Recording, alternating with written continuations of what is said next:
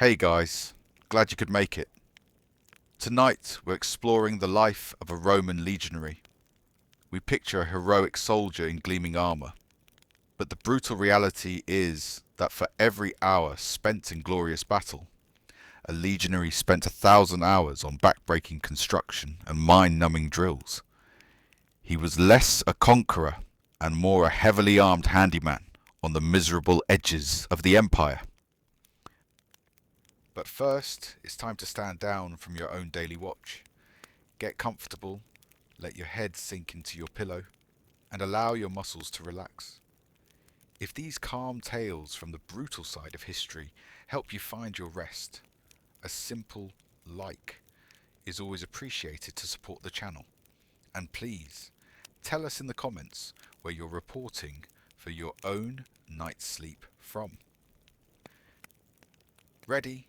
Take a slow, deep breath and let it go. Good. We are travelling to the northernmost frontier of the Roman Empire, a place of mist, mud and perpetual damp cold. The year is 125 AD. Hadrian's Great Wall is newly built, and you are a Roman soldier holding the very edge of the known world.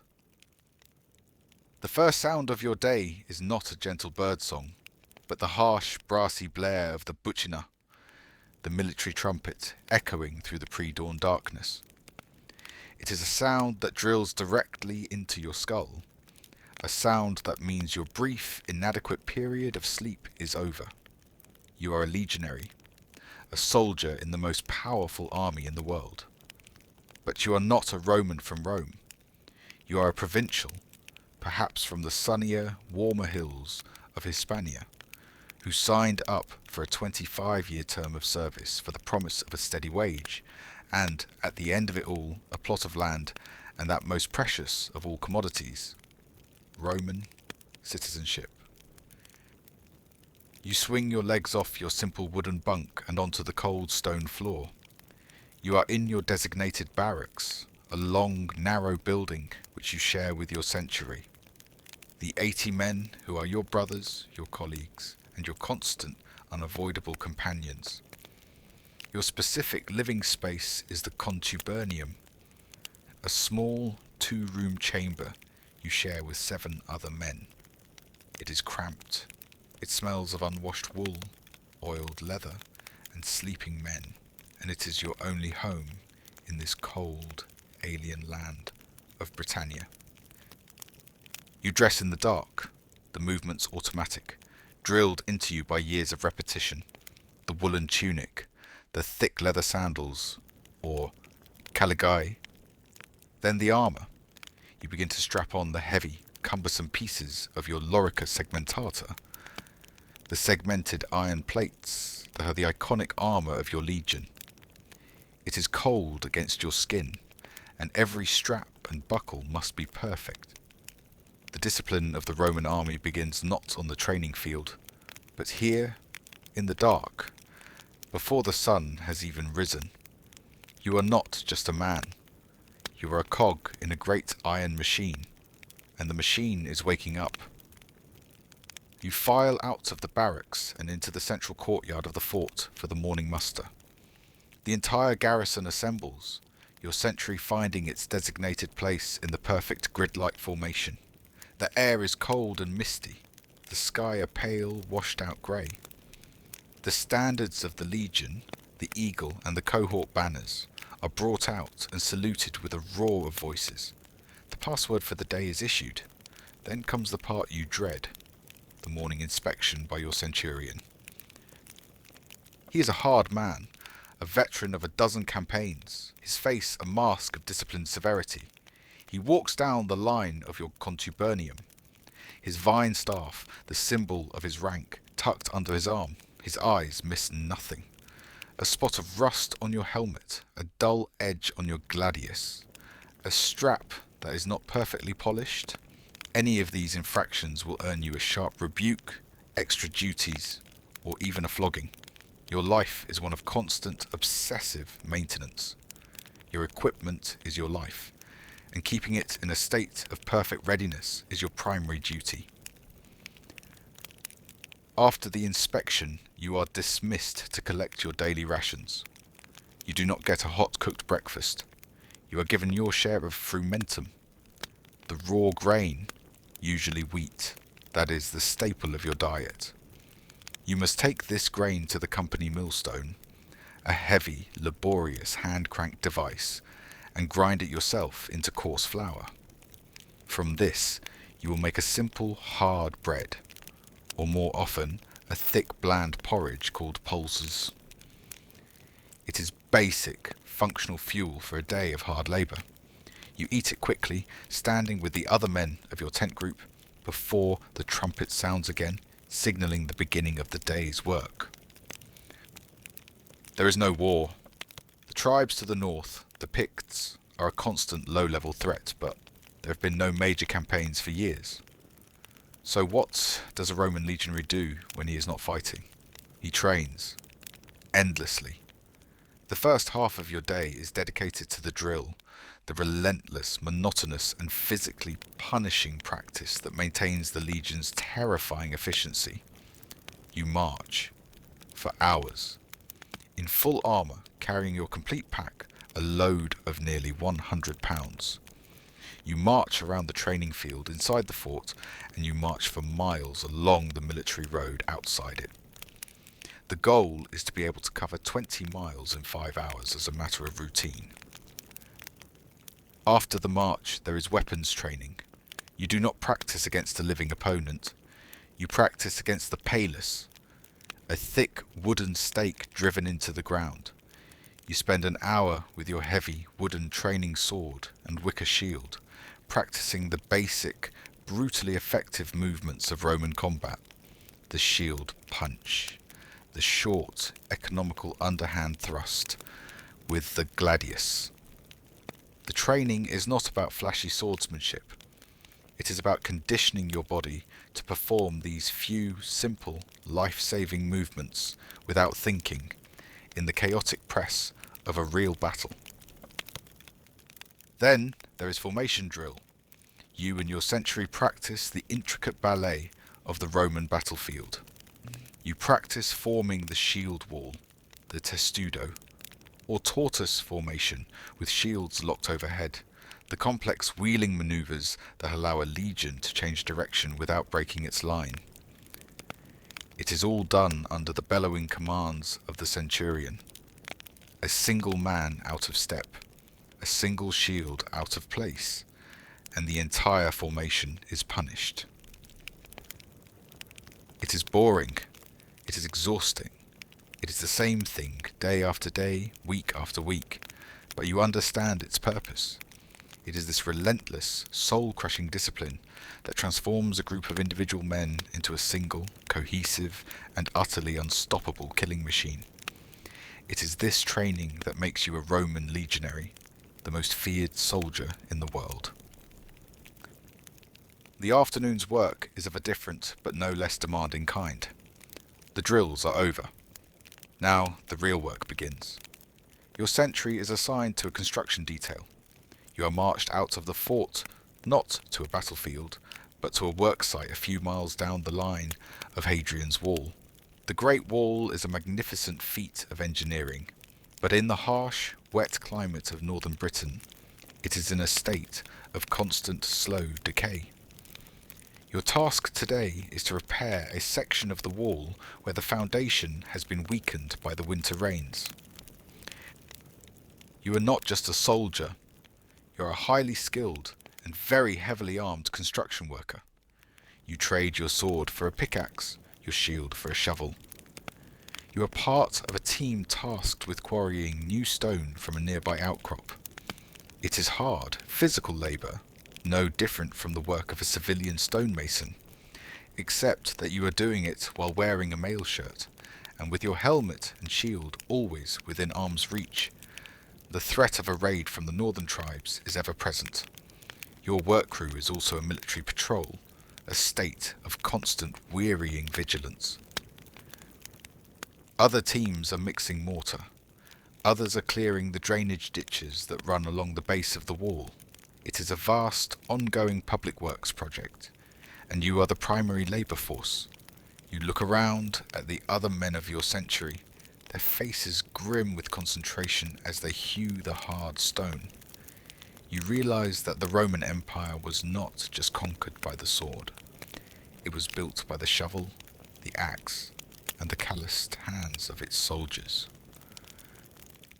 The roads, the forts, the aqueducts, the bridges, and this great grey wall that snakes over the hills for 73 miles.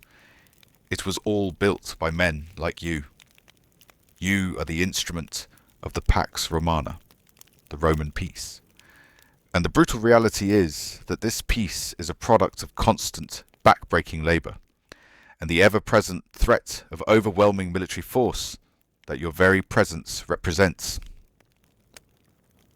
Everything you do while carrying the immense weight of your equipment. Your gear, your armour, is a masterpiece of military engineering, but it is also a constant heavy burden. Your life is defined by its weight. The lorica segmentata, the iconic cuirass of overlapping iron plates, is flexible and offers excellent protection, but it weighs a good 20 pounds, and every one of its leather straps must be kept supple with oil. Your helmet, the gallia, is a marvel of protective design, but it is heavy, and in the summer it becomes a personal oven. Your shield, the great curved rectangular scutum, is made of layers of wood, glued together and faced with leather and a heavy iron boss. It can stop an arrow and break a sword blade, but it weighs over 20 pounds, and after a few hours of marching, it feels like a slab of lead. Then there are your weapons. The short, brutally efficient gladius at your hip, and the two pila, the heavy throwing javelins, with their long, soft iron shanks designed to bend on impact, making them impossible for the enemy to pull out and throw back. But that is just the beginning. On a long march you must also carry your sasana, your personal pack, which is carried on a T-shaped pole that rests on your shoulder. In this pack is everything you need to survive. Your personal cooking pot, or patra, your rations of grain for the next several days, a leather water skin, and most importantly, your tools. Every legionary is issued with a pickaxe, a shovel, a saw, and two heavy, sharpened wooden stakes for building the nightly camp. All told, the full marching pack of a legionary can weigh up to 100 pounds. You are not just a soldier. You are a walking, self-sufficient unit of construction and conquest. You are a mule, a fighter, and an engineer, all in one. The humorous graffiti you see scratched on the barrack walls by your fellow soldiers often refers to you as Marius's mules, a nickname earned generations ago when the General Marius reformed the army and made the soldiers carry their own gear. The name has stuck because it is the brutal, simple truth of your existence. After your construction duty is over, you are assigned to a patrol. You and a dozen other men are to walk a 5-mile stretch of the military road that runs alongside the Great Wall, from your fort to the next mile castle. This is one of the most common and most monotonous duties of a frontier soldier. You march in a loose formation, your eyes constantly scanning the bleak, intimidating landscape to the north. The land of the Picts is a world of rolling, treeless hills, shrouded in a constant damp mist. The colours are a muted palette of brown and grey and a sickly pale green. The wind is a constant howling presence, and the rain is a fine, cold drizzle that seems to seep into your very bones, no matter how well oiled your woolen cloak is. This is not the glorious, sun-drenched landscape of Italy. This is a cold, wet, and deeply hostile world at the very edge of civilization.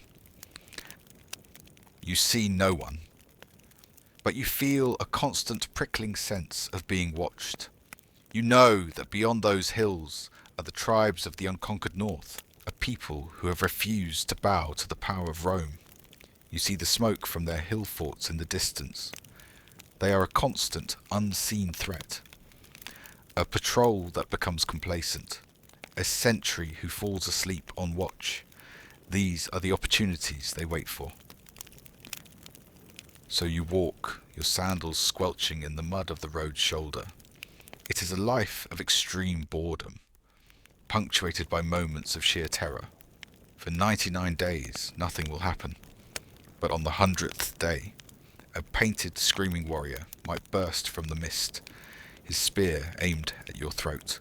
And so you walk, and you watch, and you wait, your mind a dull, weary blank, your hand never far from the cold, familiar grip of your sword. The day's duties are finally done. You return to the fort, clean your equipment, and eat your evening meal of porridge. The sun sets, but on this northern frontier in the summer, the darkness does not fully come for hours. You now have a few precious hours of leisure time, and in a remote, isolated frontier fort, the primary enemy is not the barbarians. It is boredom. The great challenge is to find a way to pass the endless, repetitive hours without going insane. Many of the men head to the fort's bathhouse. It is a small, functional version of the Great Thermae, back in Rome, a place to wash away the day's sweat and grime, and to socialize. The steam of the hot room is a welcome relief in the damp, cold climate. Others gather in the barracks to gamble. Dice games are officially forbidden, but it is a rule that is universally ignored. You and your tent mates play for small stakes, using the knuckle bones of sheep. One of your few connections to the world you have left behind is the act of writing. You are a literate man, a skill that is common in the Roman army. You take out a small, thin sliver of wood, a writing tablet, and a pen. You dip it in ink, and you begin to write a letter home to your family in Hispania. A letter that will take months to reach them. You write of the cold, of the strange, pale-haired natives. You ask for warmer socks. These letters, like the famous Vindolanda tablets discovered by archaeologists, are a poignant, intimate glimpse into the lonely reality of your life. Later, you might wander out of the fort's main gate and into the Vicus, the small, messy and vibrant civilian settlement that has sprung up to serve the fort. Here you can find the merchants, the food vendors, the local women and the taverns. You and your comrades go to a tavern and spend a few of your hard-earned coins on cheap sour wine, the poscum. That is a staple of a soldier's life. It is here that you can feel, for a brief few hours, like a normal man again. You're on patrol, walking your designated stretch of the wall near one of the smaller forts, a mile castle. The sun is low, the mist is rolling in. It has been a quiet day, like almost every other day. And then, chaos. From a hidden dip in the terrain on the north side of the wall, a small band of Brigantian warriors bursts forth. There are perhaps 20 of them, their faces painted with blue woad, their screams a terrifying high-pitched shriek. This is not a formal attack. It is a raid, a test of your defences. There is no time for formations, no time for tactics. Your training takes over. Your small patrol of 8 men immediately forms a defensive line, your shields interlocking. The alarm horn is sounded, sending a desperate call for reinforcements from the mile castle. The raiders are upon you. It is a frantic, terrifying, and deeply personal affair. It is a whirlwind of hacking axes, of stabbing spears, of the jarring, brutal shock of a body hitting your shield. You are in the front rank. A painted warrior, his eyes wide with a battle fury you recognize from your own training, swings a heavy axe at your head. You catch the blow on the iron boss of your shield, the impact a jarring shock that numbs your entire arm. In the same motion, you use your shield to smash him in the face, and you make the short, economical, underhand thrust with your gladius, the movement you have practiced 10,000 times against a wooden post. The blade goes in, and you pull it out. The man falls. It is all over in less than a minute. The raiders, having lost the element of surprise and seeing the disciplined wall of your small unit, break and flee back into the mist. You are left panting, your heart hammering in your chest, the coppery taste of adrenaline in your mouth. 2 of your comrades are down, one with a spear in his leg, the other silent and still on the ground. This is the brutal reality of the frontier. It is not glorious battles. It is these sudden, savage, and often fatal little skirmishes, brief, bloody moments of terror in a long, slow sea of boredom. You are on the last watch of the night, the Vigilia Quarta. It is the coldest and darkest hour just before the dawn. You stand on the stone battlements of Hadrian's Wall, a lonely, cloaked figure, staring out into the impenetrable darkness to the north.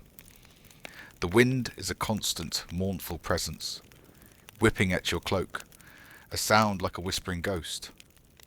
Below you, the fort is silent, sleeping. You are one of the few who are awake, a guardian, a sentinel. You think of your long 25-year term of service. You have spent more than half of it here, in this cold, damp land at the end of the world. You have not seen a major battle. You have not won glory or riches. Your life has been a cycle of drilling, of building, of patrolling. You are not a conqueror. You are a policeman. You are a guard. You are a wall builder. Your job is not to expand the empire. Your job is to hold the line. You look up at the stars, the same stars that are shining over your family's farm in Hispania, thousands of miles away. You are a very small man in a very large empire. But you, and tens of thousands of men like you, stationed in forts just like this one, along the thousands of miles of the empire's frontiers, are the iron nails that hold the entire magnificent and fragile structure together. The trumpet will sound soon. A new day will begin, and you will do it all over again. The life of a Roman legionary was not one of constant battle and glorious conquest. For most, it was a long, arduous, and profoundly monotonous career of discipline, labour, and garrison duty on the forgotten fringes of the Roman world. They were the builders as much as the fighters, the men whose sweat and toil, as much as their blood, laid the very foundations of the empire. They were the silent, iron-willed sentinels who stood for centuries on the cold, hard edge of civilization, their lonely watch a testament to the brutal, grinding, and thankless reality of holding the peace.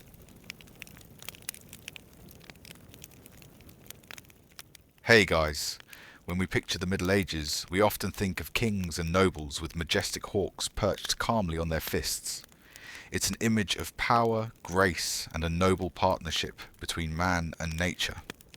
It's a lovely thought, but the brutal reality is that falconry was less of a gentle hobby and more of a grueling, psychologically demanding art form, where a wild, terrified bird of prey was broken and remoulded through a relentless process of starvation, sleep deprivation, and absolute control. The year is 1180. You are a young apprentice in the service of an English lord, and you have just been assigned your first hawk, a wild creature of pure, lethal instinct. Your job is to transform this feathered fury into a loyal hunting companion, and you're about to learn that the process will break one of you, and your job is to make sure it isn't you.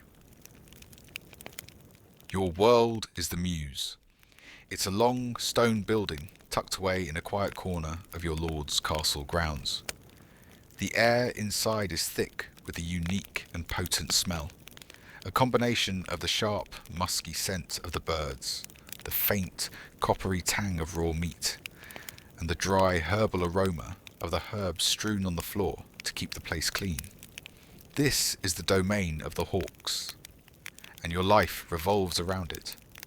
You are an apprentice to the Master Falconer, a man whose skill with birds has earned him a position of great respect in the Lord's household. Today, a new arrival has thrown the quiet order of the Mews into chaos. Trappers have brought in a wild-caught peregrine falcon. She is a passenger, a juvenile bird captured on her first migration. She is in the prime of her life, a perfect specimen, and she is absolutely terrified. She is tied to a perch in a dark, quiet chamber, and she is a whirlwind of controlled violence. Her dark eyes, sharp as chips of obsidian, miss nothing. If you get too close, she flares her wings and lets out a harsh, grating cry of pure rage. She is not a pet. She is a captured predator, a perfect killing machine that currently views you as a clumsy, threatening ape. The Master Falconer inspects the new bird with a critical eye. He notes her bright, unblinking eyes, her sleek feathers, her powerful feet armed with needle-sharp talons. "A fine bird," he grunts, "full of spirit." Then he turns to you. Your heart hammers in your chest. "This one will be yours," he says. "You will man her. You will train her. Do not fail." This is your final exam. The task of transforming this wild creature into a biddable hunting partner is now your sole responsibility. Your reputation, and perhaps your continued employment, depends on it. You are given a heavy leather gauntlet and the falcon's jesses, the leather straps already attached to her legs. Your task is to transfer her from the perch to your fist for the first time. It is a moment of pure, heart-pounding terror. You take a deep breath, speak in a low, calm voice, and slowly, deliberately, move your gloved hand towards her. She watches your every move. She lets you get close, and then she strikes, lunging at your hand, her beak and talons a blur of motion. But you are ready. You catch her, securing her feet on your glove. You now have a creature of wild, furious energy physically attached to your arm. Your training has just begun. The first and most important stage of training a hawk is called manning. The word is simple, but the process is a grueling marathon of psychological warfare. The goal is to acclimate the bird to the sight, sound, and presence of humans until she no longer sees you as a threat. The primary tool to achieve this is not kindness or treats. It is exhaustion, and the exhaustion will be shared by both of you. The process is also called waking, which is a cruel irony because it is defined by a profound lack of sleep. You must keep the falcon on your gloved fist, constantly, for days and for nights. You cannot put her down. She is your constant wild companion. For the first 24 hours, you do not sleep. You walk.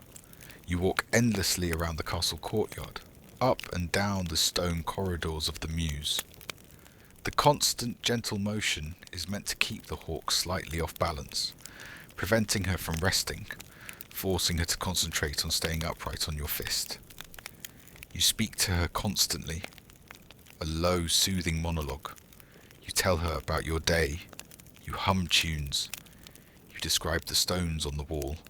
The content doesn't matter. It is the sound, the tone, the constant non-threatening presence of your voice. The falcon is hooded, a small, intricate leather helmet that covers her eyes. This is a crucial tool. It plunges her into a world of darkness, calming her by removing visual stimuli. Her entire world is reduced to the feel of the glove beneath her feet, the motion of your body, and the sound of your voice. For the first day, she is tense and restless. She periodically flares her wings in a desperate attempt to escape, a behavior called butting.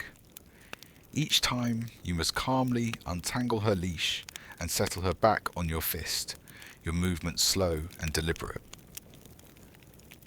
By the second night, you are a walking ghost. Your eyes are gritty with sleeplessness. Your arm, the one holding the hawk, is a dead weight, a column of aching fire. Every muscle screams in protest. But you cannot stop. The master falconer checks on you, bringing you a hunk of bread and some ale, his face impassive. He went through this. Every falconer goes through this. It is a rite of passage. You stumble through the darkness, the weight on your arm a constant agonizing reminder of the wild will you are trying to bend. The hawk is exhausted too. She has stopped baiting. She just sits on your fist, a silent, hooded presence. It is a battle of endurance, and you are slowly, painfully winning. After 3 days and 3 nights of near constant motion and no sleep, a change occurs. The falcon, utterly exhausted, finally gives in. She allows you to stroke her chest with a feather without flinching. She no longer sees you as an immediate threat, but as a persistent, unavoidable feature of her new reality. This is the breakthrough. Now you can finally move on to the next crucial stage of the process. Building a new relationship based on the most powerful motivator of all, hunger. You take the hawk into a darkened room in the mews, away from any sudden noises or movements. Your own movements are slow, deliberate, almost meditative. The exhaustion has settled deep into your bones, but it has also made you calm, your nerves dulled by fatigue. It is time for the hawk's first meal from your hand, and it is time to remove the hood. Gently, you untie the leather braces of the tiny helmet. You slip it off. The hawk's dark, powerful eyes are revealed. For a moment she is startled, her head swiveling, taking in this strange, dim world. You hold your breath, expecting her to bait, to fly into a panic, but she is too tired. She just watches you. On your glove, you have a small, tempting piece of fresh, raw meat, a piece of chicken or quail. You hold it out for her. The hawk knows what it is. She has been deliberately kept hungry, her appetite sharpened to a fine point. But her wild instincts are still at war with her hunger. She looks from the meat to your face, her head cocked. She is suspicious. A predator does not take food from another creature. It takes it for itself. To eat from your hand is an act of submission, an admission of dependence. You wait. You do not move. You simply hold the offering, your arm aching, your patience stretched to its absolute limit. Minutes feel like hours. She ruffles her feathers. She shifts her weight. She leans towards the meat, then pulls back. It is a silent, intense negotiation. Finally, driven by a hunger that overrides her fear, she makes a decision. With a quick, darting motion, she leans forward and snatches the meat from your glove, swallowing it in one gulp. A wave of pure, unadulterated triumph washes over you. It is a small thing, a single bite of food, but it is a monumental victory. It is the first brick in the foundation of your new partnership. You have begun to replace her fear of you with a new, more useful instinct, the understanding that you, and you alone, are the source of her survival. Now that a fragile truce has been established, you can focus on the tools that will turn this wild hawk into a manageable hunting partner. The equipment of a falconer is highly specialized, often beautiful, and brutally functional. Each piece is a testament to centuries of trial and error in the art of controlling a predator. Your master falconer instructs you on their proper use and care. To an outsider, it might look like mere decoration. To you, it is a life support and control system. First are the jesses. These are 2 soft, strong leather straps, one fitted around each of the hawk's powerful legs. They are designed to stay on the bird permanently, a constant reminder of her connection to the human world. A slit in the end of each jess allows a swivel to be passed through, which in turn is connected to the leash. The swivel is a clever piece of metalwork that allows the bird to turn and move on her perch without tangling the leash, which could lead to injury. The leash itself is a long, braided leather cord that you use to tether the hawk to your glove or to her perch in the mews. It is her chain, her link to captivity. Then there is the hood. This is perhaps the most important and ingenious piece of equipment. It is a small, perfectly fitted helmet of stiff leather, often decorated with a small plume of feathers. When placed over the hawk's head, it covers her eyes entirely, plunging her into a calming darkness. A hawk that cannot see will not fly. It will not bait. The hood is your master key, the one tool that allows you to transport and control the bird in any environment. Making a good hood is the mark of a true craftsman. It must fit perfectly, without chafing or irritating the bird. Of course, there is your own protection, the gauntlet. It is a thick, heavy glove of layered deer or cow leather that extends halfway up your forearm. It is what allows you to hold the hawk without having her needle-sharp talons, evolved to crush the bones of her prey, puncture your skin. And finally, there is the lure. This is the primary training tool for teaching a hawk to hunt for you. It is a leather pouch, weighted with sand, and decorated with the wings of a duck or a pigeon. It is designed to mimic the look and weight of the hawk's natural prey. When you swing it on a long cord, it becomes an irresistible target. These tools are your new language, the physical vocabulary you will use to communicate with your bird. The training now moves from the dim, quiet mews to the open air of a secluded, walled courtyard. The hawk is now comfortable on your fist. She takes food from you without hesitation. She accepts the hood without a struggle. Now you must teach her that your fist is the best place in the world to be. You begin with a simple but crucial exercise. Jumping to the fist. You place the hawk on a low perch. Then you stand a few feet away, hold out your gloved fist with a piece of meat on it, and give a soft whistle. The hawk, driven by her hunger, looks from the meat to the perch. She wants the reward, but it requires her to fly to commit to an action.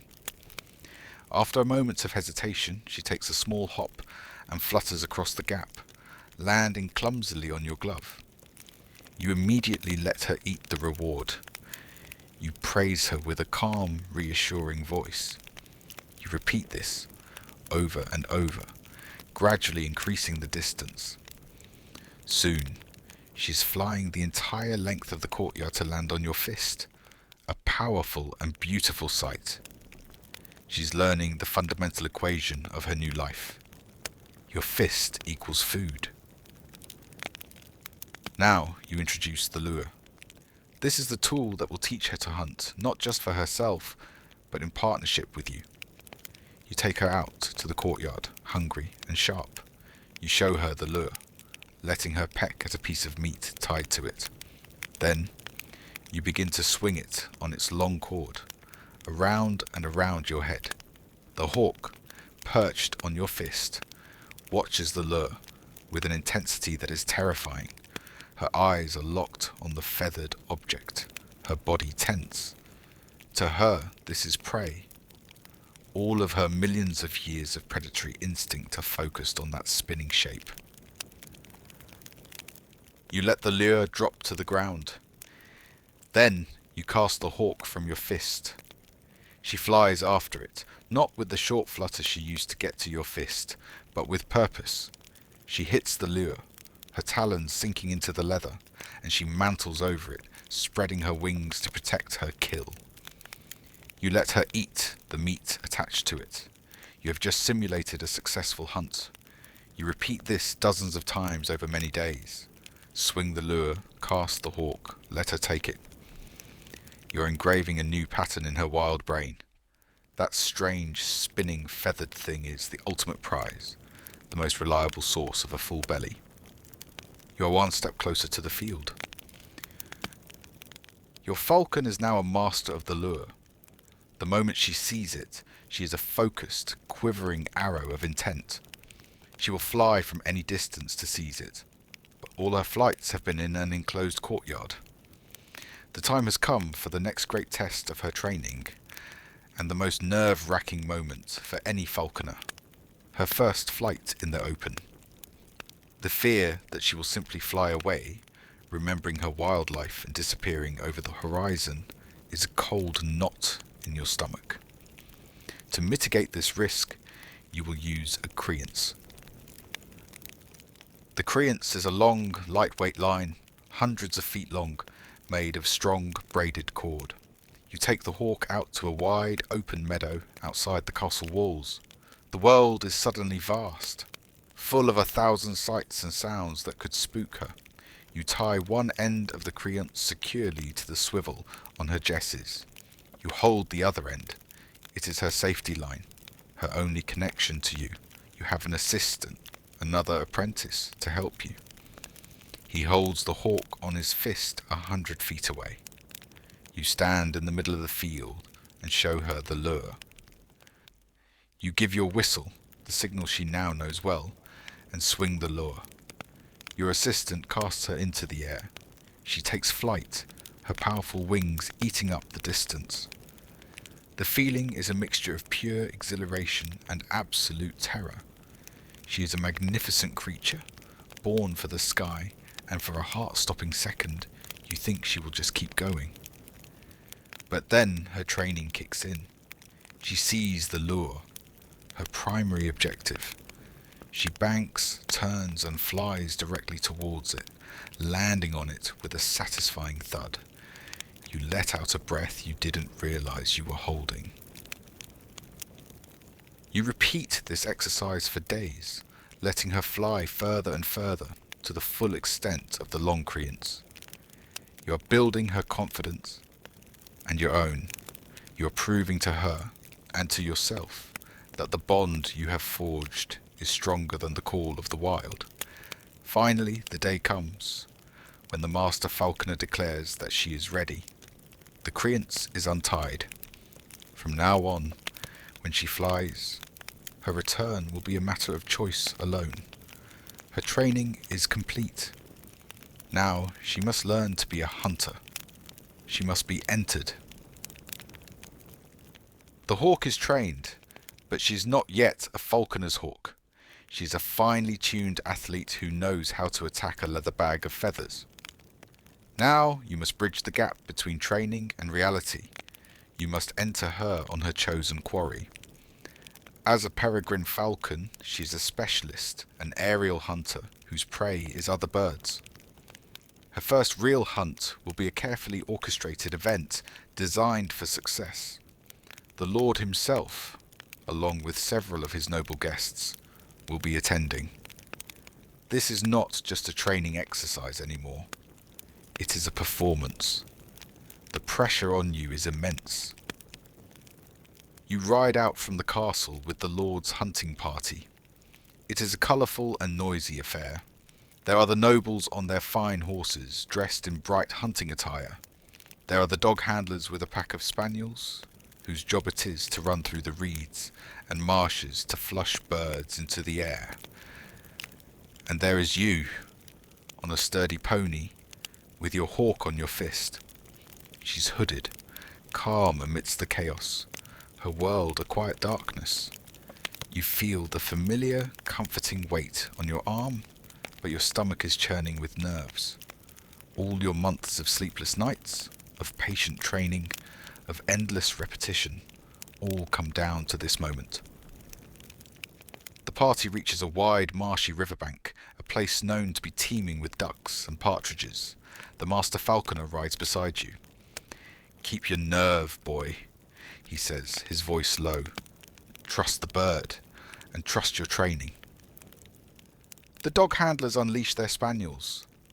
The dogs, ecstatic to be working, charge into the thick reeds, their tails wagging furiously.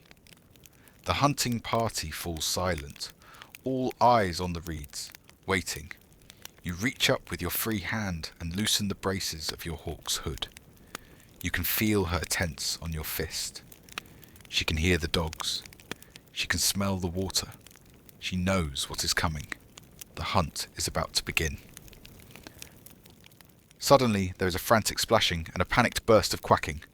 A pair of mallards, flushed from their hiding place by the dogs, erupts from the reeds, climbing frantically into the sky. "Now!" the master falconer shouts. This is the moment. Your movements are swift and sure, honed by countless repetitions. You slip the hood off your falcon. For a split second she sits on your fist, her head turning, her incredible eyes instantly locking onto the fleeing ducks. Then, with a powerful thrust of her legs, she is gone. She does not fly directly at the ducks. Her instinct, perfected by millions of years of evolution, is far more sophisticated than that. She begins to climb, her long, pointed wings beating the air with astonishing power. She circles upwards, higher and higher, a technique called waiting on. She is positioning herself for the attack, gaining a massive height advantage over her prey. To the party below, she becomes a mere speck, a tiny cross against the vast blue canvas of the sky.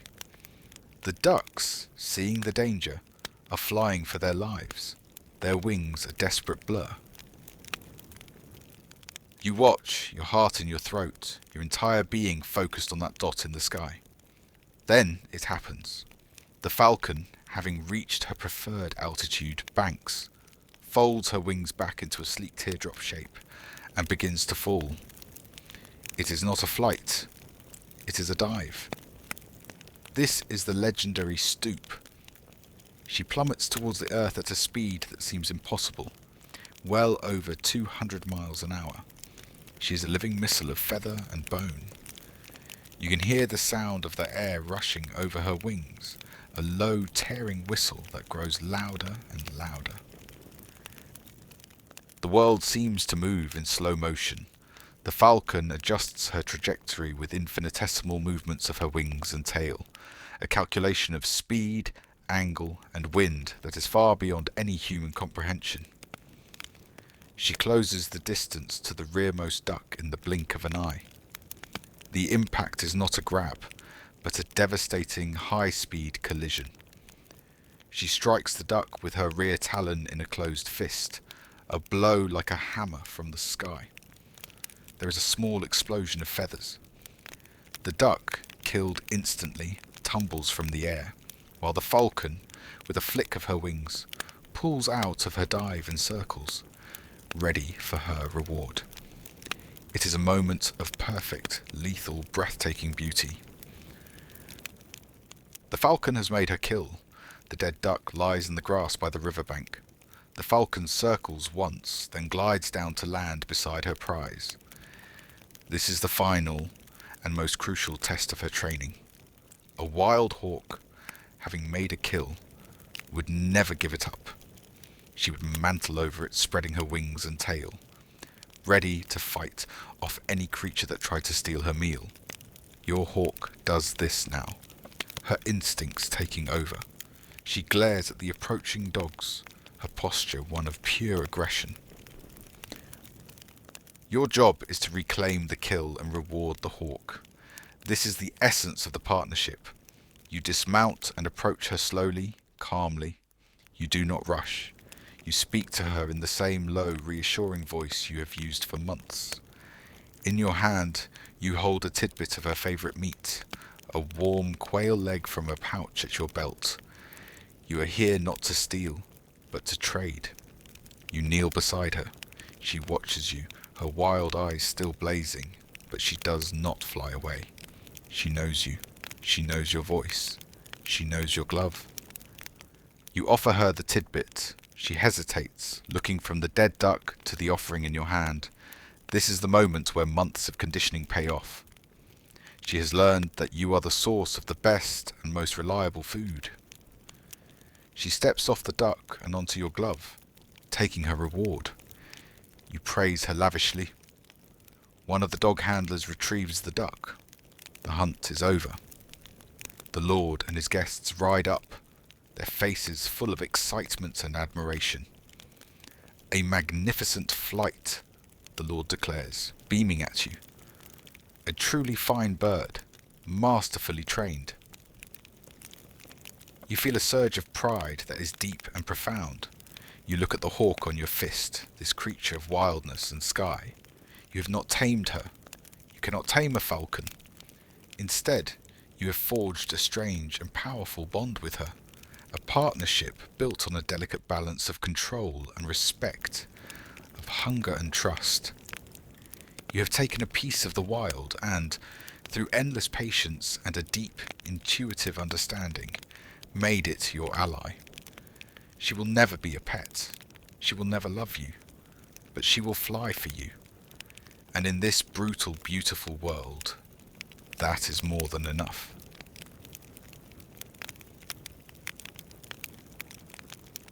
We've all seen pictures of them, those beautiful, surprisingly sophisticated paintings of horses and bison hidden away in the deep caves of ancient Europe. We call them cave paintings, which makes it sound like a relaxing weekend hobby. But the brutal reality is that creating this art wasn't a casual pastime. It was a terrifying, life-threatening journey into the bowels of the earth, into a darkness inhabited by predators and spirits, all to perform a mysterious and desperate act that was likely more about magic, survival, and a profound spiritual need than it was about decoration. We are about to travel not just to a different place, but to a different time, a different world. The Earth is locked in an ice age, 30,000 years ago.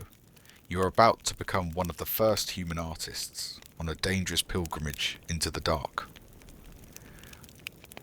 Your world is a world of grass, ice, and sky. You live on an immense, open steppe that rolls to the horizon in every direction, a vast, pale ocean of dry grass and hardy shrubs, punctuated by the dark green of pine forests. It is a landscape of profound, soul-crushing scale. And it is cold. The cold is your constant companion. It is a physical presence, a predator that is always stalking you. It seeps through your stitched animal hide clothing. It bites at your exposed skin. And it makes the simple act of drawing breath a painful, shocking thing each morning. You are part of a small family group, perhaps 30 people in all. You are nomadic, following the great herds. Your life is defined by the hunt. The world around you is populated by giants, herds of woolly mammoths. Vast and slow-moving mountains of shag and ivory graze on the plains. Woolly rhinos, ill-tempered and powerfully built, tear at the tough vegetation.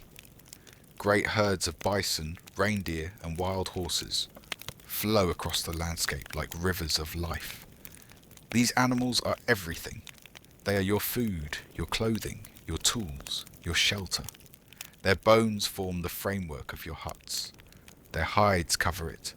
Their fat fuels your lamps. Their sinews tie your spear points to their shafts.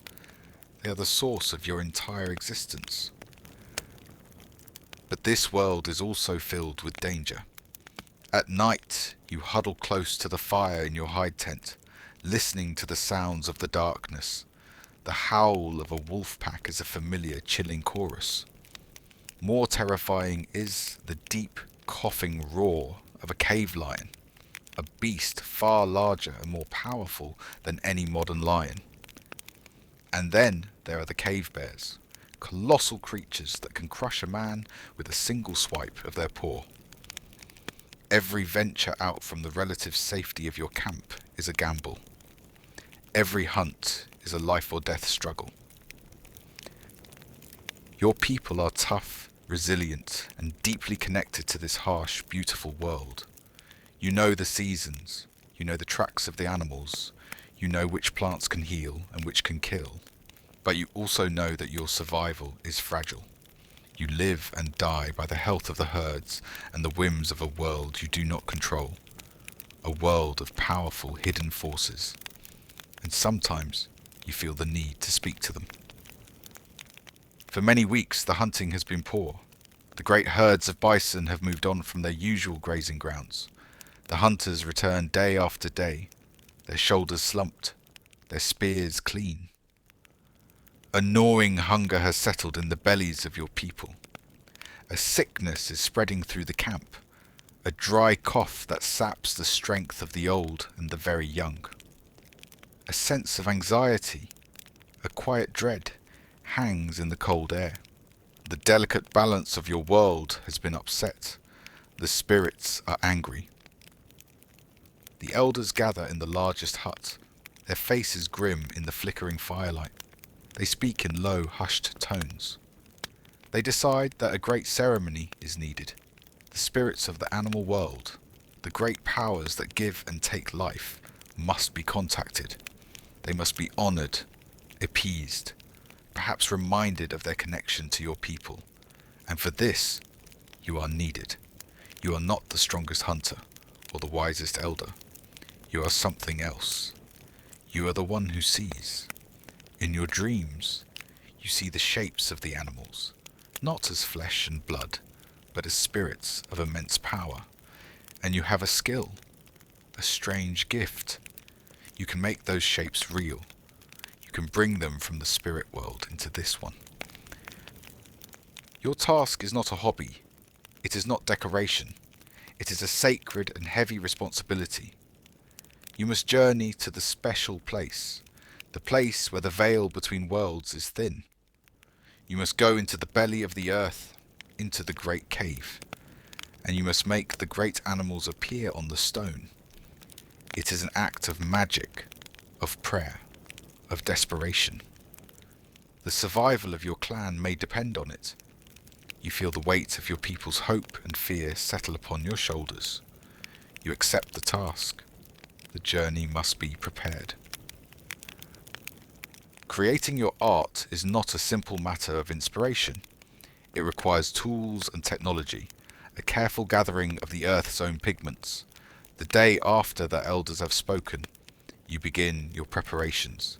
You are creating a painter's palette from the raw materials of your world. First, you need colour. You walk to a place you know, a cliffside where the earth itself bleeds colour. Here you find lumps of ochre. You use a sharp stone to scrape the soft rock, gathering the rich, earthy powders.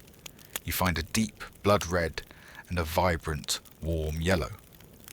These are the colours of life, of blood and sun. Next, you need black. You journey to a place where a shallow stream cuts through the land, revealing dark, heavy stones.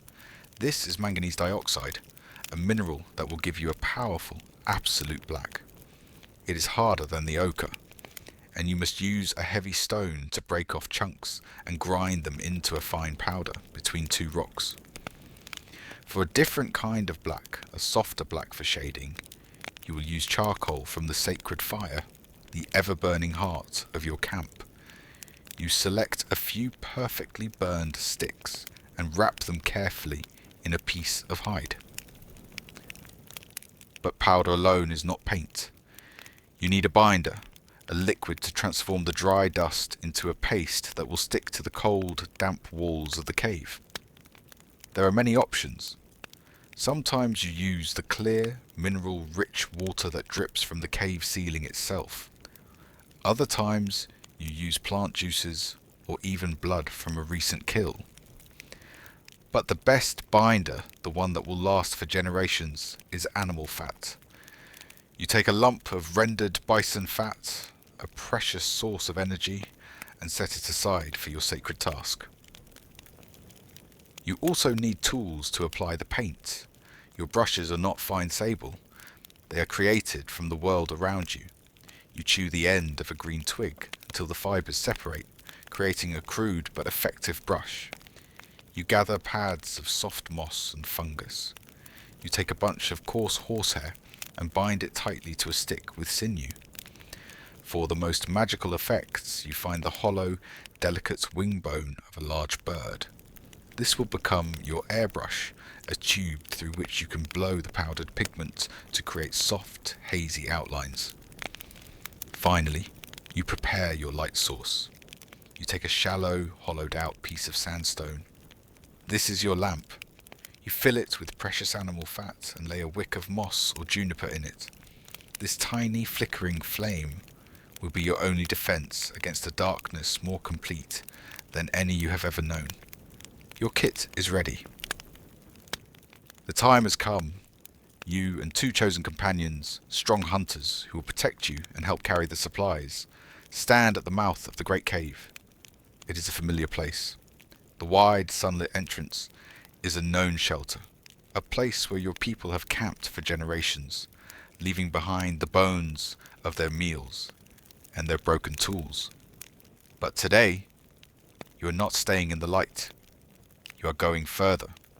You are going deep into the earth, into what your people believe is the underworld, the womb of the world from which all life emerges. You say a prayer to the spirits of the cave, asking for safe passage. Then you light your stone lamps.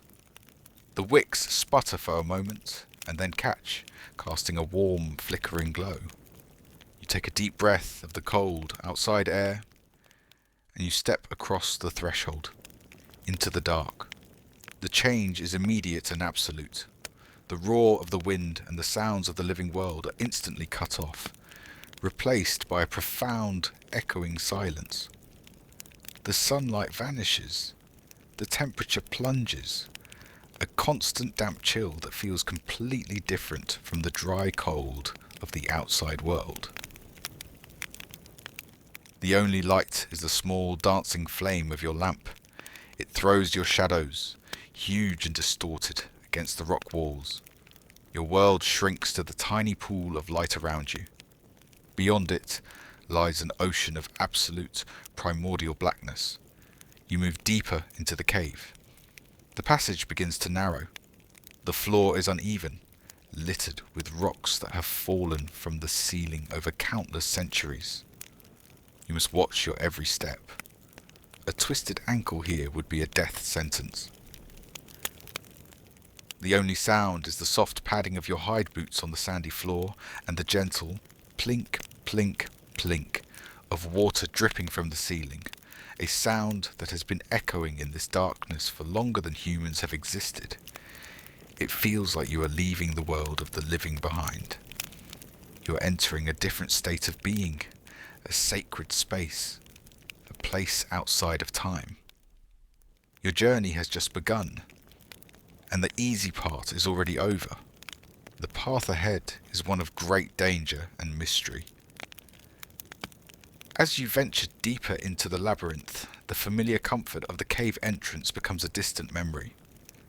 This is a realm of eternal cold, eternal silence, and eternal darkness, and it is not a safe place.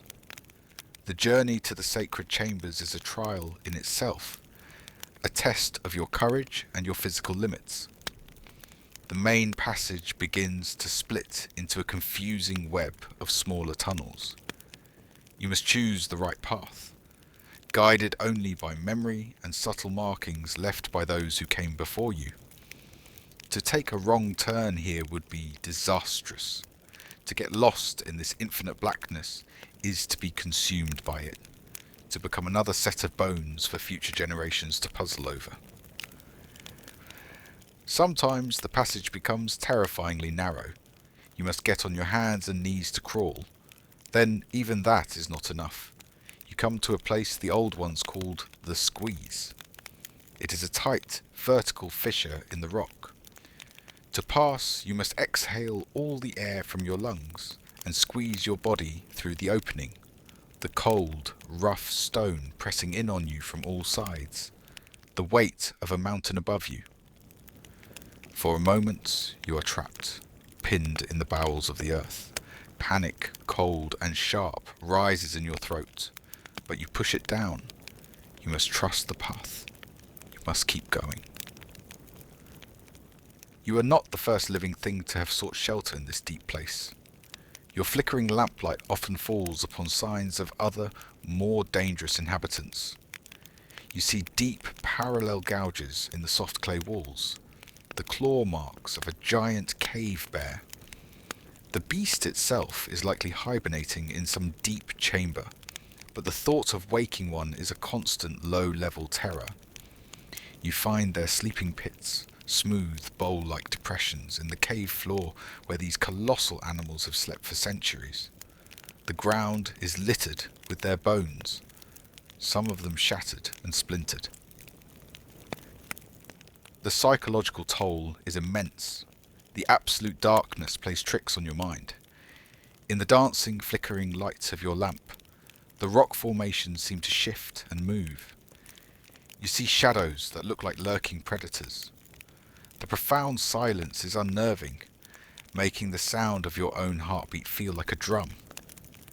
You are in a world that is not meant for you, a world of stone and shadow. This journey is a filter.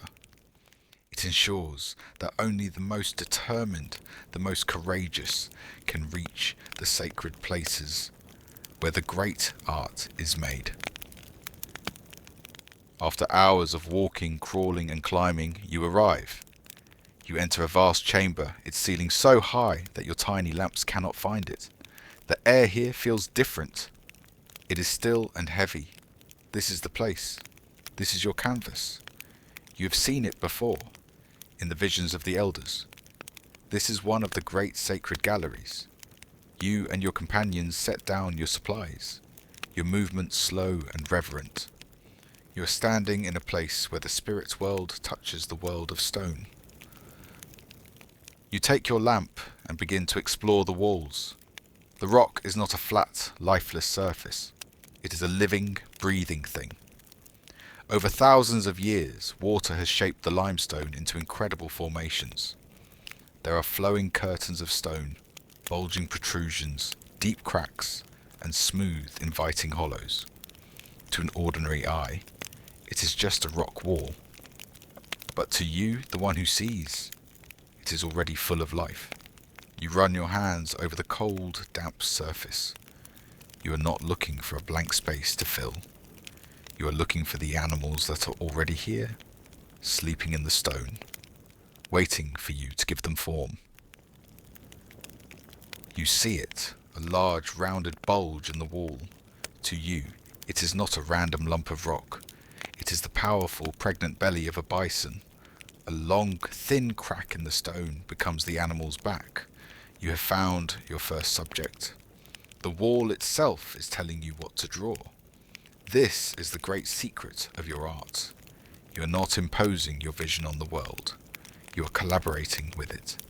You are helping the cave give birth to the spirits that already reside within it. You move through the chamber, your lamp held high. You see other shapes. A natural recess in the rock looks like the eye of a great bull. The edge of a flowstone formation suggests the sweeping curve of a mammoth's tusk. You are not an artist with a blank canvas, free to create whatever you wish. You are a midwife, a shaman, a conduit. Your role is to recognize the sacred shapes the earth has already provided and to enhance them, to bring them out, to make them visible to ordinary eyes. You select the first location, the bison-shaped bulge. You set down your lamp, open your hide bag of pigments, and prepare to begin your work.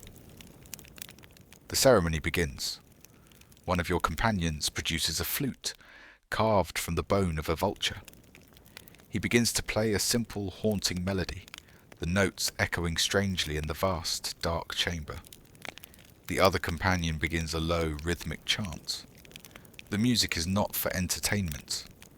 It is to focus the mind, to honor the spirits, to open a gateway between worlds. You take a flat stone to use as your palette. You pour a small pile of red ochre powder onto it and mix it with animal fat, working it with your fingers until it becomes a thick, rich paste. You turn to the wall, to the bulge that suggests the bison. You take a stick of charcoal from your bag. The chanting and the flute music swirl around you. The flickering light from the 3 stone lamps makes the shadows on the wall dance and writhe. In the unsteady light, The bulge of the rock already seems to breathe. You close your eyes for a moment, picturing the great beast in your mind, its power, its spirit. Then you touch the charcoal to the cold stone. With a few swift, confident strokes, you draw the powerful outline.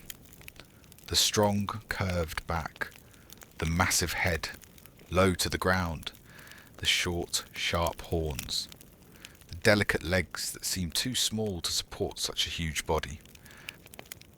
The outline is complete. Now you bring it to life with colour. You scoop up the red ochre paste with your fingers and begin to fill in the body. You smear the pigment directly onto the rock, following the contours of the stone, using the natural curve to give your bison a sense of three-dimensional weight and volume. For the shaggy mane and the beard, you switch to your black manganese pigment. You use a pad of moss to smudge the edges, creating a sense of texture, of thick fur. For the final touch, you use your most magical tool. You take the hollow bird bone, you put some powdered black pigment into your mouth, take a sip of water, and mix it into a thin, liquid paint. You put one end of the bone in your mouth and hold your hand near the wall to create a stencil. Then you spray the liquid paint through the bone tube, creating a soft, hazy aura around your hand, or a delicate shaded line along the animal's belly. The flickering lamplight is a crucial part of the art. As you move the lamps, the animals on the wall seem to shift and move, their muscles rippling. In this sacred space, in this dancing light, they are not just pictures, they are alive. As you paint, lost in the rhythmic chant and the focused intensity of your work, you are not just an artist. You are a conduit for something powerful and mysterious. What is the meaning of this act? Even you do not fully understand it, but you feel its immense importance in your bones. Is it hunting magic? Perhaps. By capturing the image of the bison, its essence, its spirit, you are creating a magical link. Perhaps this act will weaken the real bison, make them give themselves to your hunters, ensuring the survival of your clan. You paint a spear over the bison's flank, a hope, a prayer, a magical enactment of a successful hunt. Or perhaps it is something deeper. Perhaps this is a record of your visions, a shaman's journey into the spirit world. The animals you paint are not always the ones you hunt. You paint lions, bears, creatures you fear and respect but do not eat. Maybe these are spirit guides, emblems of power, gods from the animal kingdom. The cave itself feels like a gateway, and by painting these images in its deepest, most hidden chambers, you are leaving a message in the spirit world, a testament to your connection with these powerful beings. Maybe it is a story, a way of teaching the young ones. Here is the great mammoth. This is his shape. This is his power. Remember him. Honor him. Maybe it is all of these things at once. A prayer, a history, a map of the spirit world. Before you leave the chamber, you perform one final, personal act. You place your hand flat against the cave wall. You take your bird bone tube and spray a cloud of red ochre over it. When you lift your hand, its perfect negative image remains, a stark human signal against the ancient stone. It is a signature. It is a gesture of connection. It is a declaration, echoing across 30,000 years of silence. I was here. I existed. I saw these things. And I was not afraid of the dark. Your work is done. The new animals have joined the great silent herd on the walls of the sacred chamber. The spirits have been honored. A sense of peace, of profound accomplishment settles over you. But you are deep in the earth, and your journey is only half over. You are exhausted, your body aching, your mind drained by the intense spiritual focus of your work. It is time to return to the world of light. You and your companions carefully pack your tools, extinguish 2 of the precious lamps to conserve fat, and prepare for the long journey back. Navigating the labyrinth in reverse is just as treacherous. Every passage looks different from this direction, but you trust your memory and the faint signs left by your ancestors. You squeeze back through the narrow passages, you climb the slippery slopes, you walk for what feels like an eternity, guided by a single flickering flame. The darkness presses in, no less menacing than it was on the way in. But now, you carry a new strength inside you. You have faced the deep dark and filled it with life. After hours, just as a deep bone-weary fatigue is setting in, you smell it. A faint, almost imperceptible change in the air. The scent of wood smoke, of living things, of the outside world. And then you see it. Far ahead, down a long straight passage, a tiny, pale glimmer of light. It is a sight more beautiful than any sunrise. It is the mouth of the cave. The hope of it gives you a new surge of energy. You quicken your pace, stumbling over the uneven ground, your eyes fixed on that growing patch of light. The light grows brighter, from a star to a coin to a brilliant, blinding doorway. You step out of the cave mouth and into the late afternoon sun. The light is a physical shock. You are blinded by it, and you raise your hands to your face, your eyes streaming. The world of colour rushes back in, the brilliant blue of the sky, the pale green of the hardy grasses. The sound of the wind is a roar in your ears after the profound silence of the cave. You take a deep breath of the cold, clean air. You have returned. You have been to the underworld and back. You have walked in the realm of spirits and left your mark. You are tired, you are hungry, but you are alive. And deep behind you, in the perfect, silent, unchanging darkness of the cave, your paintings will now sleep, waiting for a future you cannot possibly imagine.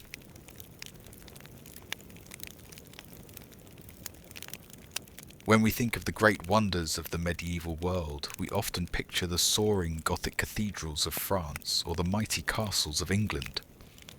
But in the heart of Islamic Spain, there was a building so vast, so innovative, and so breathtakingly beautiful that it was known as the ornament of the world. We're talking about the Great Mosque of Cordoba. We see pictures of its famous candy-striped arches and imagine a serene, unified masterpiece. But the brutal reality is that this building is a palimpsest of stone, a story of conquest, rivalry, and architectural one-upmanship, a sacred space that was started by one faith, perfected by another, and then brutally altered by a third. We are travelling to the sun-drenched land of Al-Andalus, to a city that was once the greatest in all of Europe. The year is 784 AD, but your story begins long, long before that. You are not a person, you are a place. Your first memory is of the river. You are a patch of earth, a gentle rise of land on the banks of the great Guadalquivir River. For millennia, your existence is a quiet one. You feel the slow, patient passage of the seasons, the heat of the summer sun, the cool of the winter rains. You feel the roots of the wild olive trees digging into your soil. Then, the first humans arrive and build a small settlement. But it is the next group, the Romans, who first see you as a sacred place. They are masters of order, of stone, of straight lines. They build a great city here, and they call it Cordoba. And upon your soil they erect a temple. It is a solid, predictable building of stone and timber, dedicated to their two-faced god of gateways, Janus. For centuries, you are a place of Roman ritual. You hear the chanting of their priests in a strange, harsh language called Latin. You smell the blood of their sacrifices. You feel the weight of their solid, unquestioning faith. They believe their empire and their gods will last forever. But their empire crumbles, the city falls into decay, the temple of Janus is abandoned, its stones scavenged for other buildings. A new people arrive, a rough Germanic tribe called the Visigoths. They bring with them a new faith, a belief in a god who was sacrificed on a cross. They too see you as a sacred place. They tear down the last vestiges of the Roman temple, and on its foundations they build their own house of worship. They dedicate you to their martyr, St. Vincent. You are now a Visigothic basilica. Your new form is different. It is a long, high-roofed hall, filled with the smell of incense and the sound of bells. The chanting is different now, a more melodic, echoing sound. For a few hundred years, you are the Christian heart of the city. The Visigoths, like the Romans before them, believe their kingdom and their faith are eternal. You, the silent earth beneath it all, you know better. You have learned that the only thing that is eternal is change. The change, when it comes, is swift and violent. In the year 711, a new army sweeps across the strait from Africa. They are the Moors, followers of a new prophet from the deserts of Arabia. The Visigothic kingdom collapses, and the city of Cordoba falls. The conquerors bring a new god, a new language, a new way of life, and they have their own ideas about you. At first, a strange and tense compromise is reached. The Basilica of St. Vincent is not destroyed. It is divided. A partition wall is built down the centre of the Great Hall. On one side, the remaining Christian population continues to worship their crucified God, their bells still ringing out over the city. On the other side, the new Muslim rulers perform their own different rituals. They prostrate themselves on prayer rugs, facing a direction they call Mecca. You are now a shared sacred space, a duplex of divinity. You are a place of two faiths, two communities, living side by side in a state of enforced and deeply uncomfortable coexistence. You hear the Christian chants mingling with the Muslim call to prayer. You are a symbol of the new, complex and deeply fractured reality of life in conquered Al-Andalus. But this strange, shared existence is not destined to last. A new ruler has arrived in Cordoba. He is Abd al-Rahman I, a fugitive prince of the Umayyad dynasty, a man who has escaped the slaughter of his family in distant Damascus and has come here to forge a new kingdom for himself. He is a man of immense ambition, and he needs a capital worthy of his new emirate. He decides that the divided basilica, this awkward compromise, is not sufficient. He needs a great mosque, a Friday mosque that will be a symbol of his power and the glory of his new dynasty. He does not simply seize the Christian half of the church. He buys it, paying a handsome price and promising the Christians that they can rebuild their other churches outside the city walls. The great Basilica of St. Vincent is then demolished. Your slate is wiped clean once more, and on your ancient, sacred ground, the construction of the Mezquita, the Great Mosque of Cordoba, begins. Abd al-Rahman's vision is a bold one. He wants to recreate the grandeur of the Great Mosque of Damascus, the lost jewel of his ancestors. But he is in a remote, provincial land, far from the great marble quarries of the East. So he improvises. He builds his new mosque from the bones of the old world. His workers scavenge building materials from the Roman and Visigothic ruins that are scattered throughout the city. The great prayer hall, the hypostyle hall, will be a forest of columns. And these columns are a mismatched collection of plundered treasures. Some are of marble, some of granite, some of jasper. They are of different heights, different colours, different styles. They are the ghosts of the Roman temples and the Visigothic churches that came before you. This use of recycled materials creates a problem. The scavenged columns are too short to create the soaring, light-filled space that the emir desires. And so, his architects invent a solution of breathtaking genius and simplicity. On top of each of the short columns, they build a second, higher tier of arches. And to give these arches a distinct visual rhythm, they construct the curved archways, the voussoirs, from alternating wedges of red brick and white stone. This is the birth of your most famous, most iconic feature, the candy cane striped, double-tiered arches that will make you a wonder of the world. Your first form is complete. You are a magnificent but relatively modest prayer hall, your roof resting on a forest of over 100 recycled columns, your interior a stunning, endlessly repeating pattern of red and white. You are a masterpiece of practical and deeply symbolic engineering. You are a new faith, built literally and figuratively upon the foundations of the old. Abd al-Rahman has made his statement, but it is only the beginning.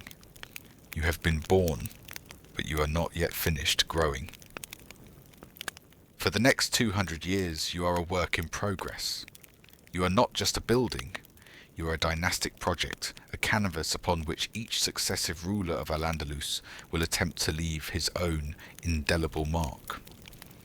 The process is a grand and very expensive game of architectural one-upmanship, each caliph trying to outdo his predecessor in piety and power. In the 9th century, Abd al-Rahman II comes to power. Cordoba is now a thriving, wealthy metropolis, the greatest city in Europe. The original mosque, your first form, is now too small for the city's growing population. So, the second great expansion begins. The southern wall of your prayer hall is knocked down, and the hall is extended, nearly doubling in size. This time, the builders do not have to rely on scavenged columns. New columns of fine marble are quarried in the Spanish hills. But the architects are careful to maintain the style of the original building. The famous two-tiered red and white arches are meticulously replicated, creating a seamless and harmonious extension. You are growing, but your essential character remains the same. A century later, in the 10th century, the Caliphate of Cordoba is at the absolute zenith of its power under the rule of Al-Hakam II. He is a great scholar, a bibliophile, and a man of exquisite taste. And he decides that you, the Great Mosque, must be made even more magnificent. He begins the third and most artistically brilliant of your expansions. Once again, the southern wall is demolished, and your prayer hall is extended even further, deeper into the forest of columns. The new columns and capitals are of the finest marble, carved with a new level of intricacy and refinement. But it is in the new southern wall, in the new prayer niche, that Al-Hakam will create his masterpiece, a section of the mosque so beautiful it will be known as a jewel box of sacred art. He is not just expanding you for the sake of size. He is embellishing you, enriching you, making you the undisputed centerpiece of the Islamic world. The reign of Al-Hakam II is your golden age, and the heart of his great project is the creation of a new mihrab, the prayer niche that indicates the direction of Mecca, and the maqsura, the enclosed area in front of the mihrab, reserved for the caliph and his court. For this, Al-Hakam wants a level of beauty and prestige that cannot be found in his own kingdom. So he sends a letter to the other great power of the Mediterranean world, the Christian Byzantine emperor in Constantinople. He asks the emperor to send him a master mosaicist, an artist who knows the secret of the glittering golden mosaics that adorn the great churches of the East. The Byzantine emperor, in a rare act of cross-cultural diplomacy, agrees. He sends the master craftsman, and with him, a gift of over 300 tons of brightly coloured and gold-backed glass tesserae. A team of local craftsmen is trained by the Byzantine master, and they begin the painstaking work of creating your most magnificent feature. They cover the walls and the dome of the new Maksura and the face of the Mihrab in a dazzling, shimmering skin of gold and colour. The mosaics are not pictorial. They are an intricate calligraphic web of verses from the Quran, intertwined with complex, flowing patterns of vines and flowers. The result is a space that seems to be made not of stone, but of pure, divine light. It is a masterpiece of abstract art, a testament to a faith that forbids the making of images, and so has poured all of its artistic genius into the beauty of the word and the intricacy of the pattern.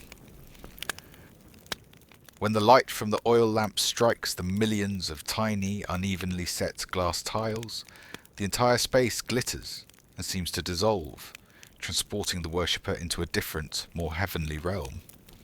It is a jewel box, a vision of paradise on earth, and it is a powerful political statement.